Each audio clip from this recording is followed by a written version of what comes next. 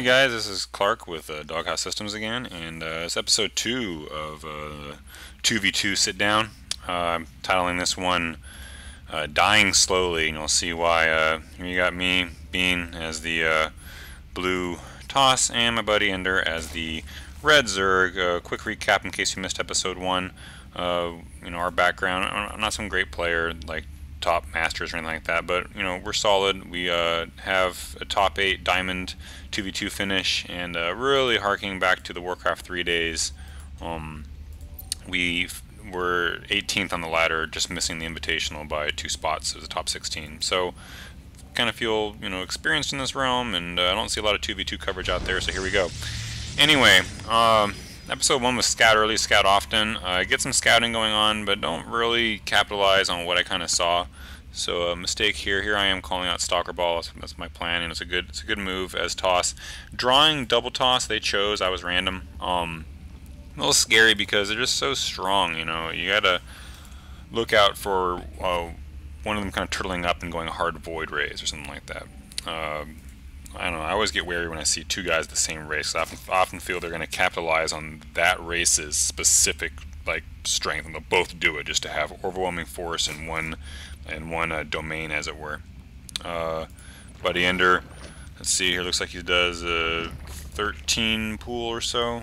I kind of missed the detail there, but let me fast forward a little bit and show what I'm talking about. So this guy throws down a second gateway, which I don't know. I don't think I clicked on it. I just kind of assumed it was a cyber. And this guy has 2 and now 3 gateways down. I didn't really see that, which would have changed how I played here. But that is obviously indicative of a very hard zealot rush, which is tough to deal with. My buddy's going roaches, which is a good anti-zealot unit, which in the end kind of saves us. But it's all about how you handle yourself when you get rushed that'll really turn the game around. This is me scouting out here looking for any cannons or pylons or any shenanigans like that. These guys, you'll see, have all their gateways waypointed to just right out here, and they come in and start beating me down. At this point, I know I'm in trouble. I bring this one probe over to try to lure him away to keep that pylon up there so that stalker can finish. The stalker doesn't do a tremendous amount of work for me. Slow down. So now I'm in oh my god panic mode, and less experienced players at this point would possibly just suicide their probes. I come in to attack here, and right now they're not attacking my probes back, but unfortunately when they finish this pylon and start attacking my probes, I'm going to lose way too many, so I run away again. And I keep that up this whole time. And like I said, it's all about dying slowly. Again, they're in there, okay, let me run some more, and just keep as many probes alive, because right now, let me pause it. Ender and I have 2 options. One is he can try to save my butt, or 2, he can go counter against them. Given the slow speed of roaches, in this case we decided, or he made the call to come try to save me. Also because roaches are so good against these zealots that are busting up my show right now. And on my end, it's all about trying to keep as many of my workers alive and dying as slowly as I can, like I said.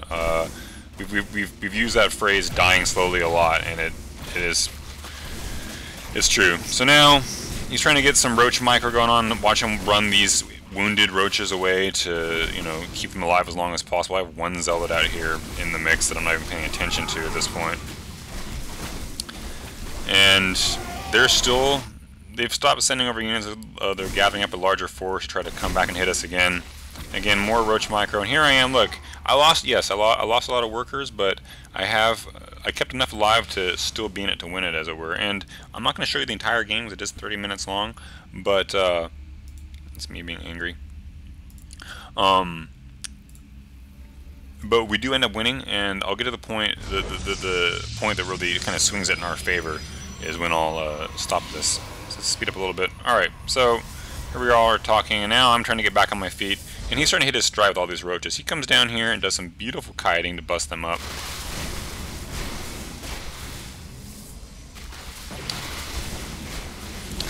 Kills 600, 700, 800, maybe 1,000 mineral worth of zealots. That's no laughing matter. But at this point, they have their cybernetics cores up and are starting to switch into stalkers, which 2 guys producing stalkers versus 1 guy with roaches, that's, a losing proposition. So Now this, here we go, Twilight Council. More experienced guys might know where I'm going. When you get hit this hard and you lost a good number of your workers and you're busted up, it's really hard to come back and fight. I don't know, all is fair in Starcraft, I guess, but fight what I would consider a, quote, fair fight. It's, you need to get a tech advantage or something, because if I just tried to go Stalker Ball against him, I'd be hard-pressed to overwhelm two guys whose economies didn't get all beat up.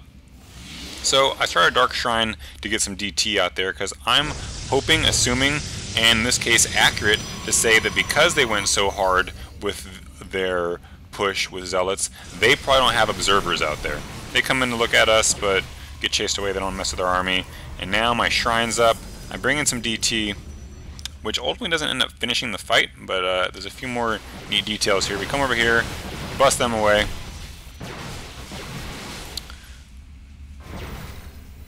And it's all about getting that edge when, like I said, they've come in, they've hit you hard, and you're messed up. You gotta choose something, or go for some tech, air. If you're Terran, maybe you go for Banshees, something to be able to swing the fight in your favor, because, you know, a straight up fair fight, as it were, Stalker versus Stalker, I would have lost. So now I get this DT in here. My buddy suicides his roaches just to kind of keep them distracted from the fact that there's DT in their base, and now I go in here and power him down. Pylons die quickly, Gateway is not so fast, so chasing after a Tosses player's pylons, as you saw them do to me in the beginning of this game, is a great move to get them out of unit production. I see that he finished a robotics facility and is inevitably boosting out an observer, so I go and I try to murder that next, and that's such an expensive high-tech building, and I saw it finished that I knew I could probably beat it, and I do. Look, observer almost made it out, and now they have no obs on me, and I have free reign to come in here and cause some damage. Purple is sending over an observer, which will ultimately cause the death of my DT, but all this being powered down, the loss of that robo, the little bit of damage I caused in here, was sufficient to ultimately swing the tide back in our favor. And, oh, look at this, some lings up in this guy's base, because they're so distracted by what they have going on over here. It was that push to hard DT was enough to get them off our back, allow me to get back on my feet, and ultimately we then control the map, get expos, and just shut them out. These guys go to a Stalker Ball Colossus mix, and just overwhelming Zerg Swarm combined with my hard-hitting units. Because they have obs out, I now start switching the DT into Archons, and we just outflank them in several nice exchanges later on. Let's see if I can find one of those. Oh, can't fast forward, I always forget that.